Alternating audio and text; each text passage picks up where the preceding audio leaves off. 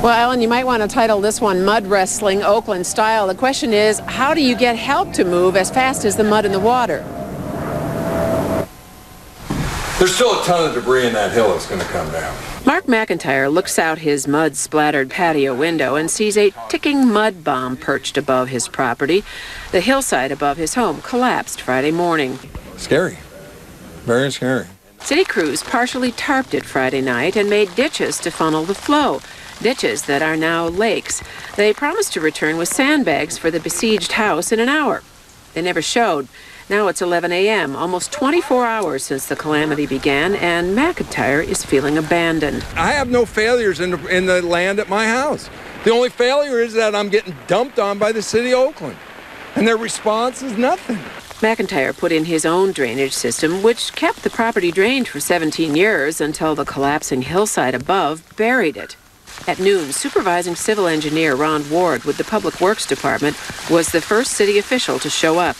He says the city has done what it can. How come so much is still flowing down onto the McIntyre's home? That's the portion of the natural water course. It does follow gravity, and we can't control that. But the water that's coming off the street, we are sending around away from the slope. So this is as good as it's going to get for him?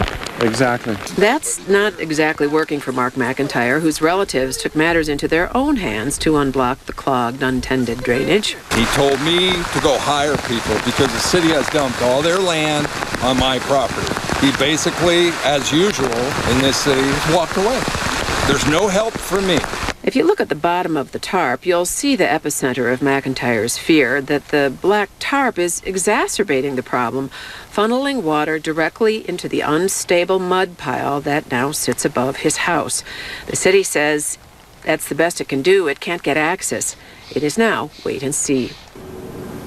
All right, back at the top end of that tarp. Now, let's take a look here at something. See that red line right there? That actually marks a power line that provides power to this whole neighborhood.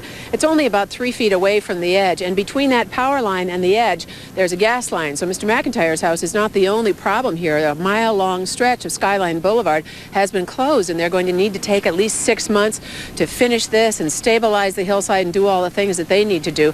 And by the way, I should tell you, coming up at 6, I think we're going to have a little bit of a resolution to some of Mr. McIntyre's problems, and I'll give you a hint, Alan. It has to do with lawyers and an engineering professor and a lot of public works people who are down at Mr. McIntyre's house as we speak. In Oakland, I'm Noel Cisneros, ABC 7 News.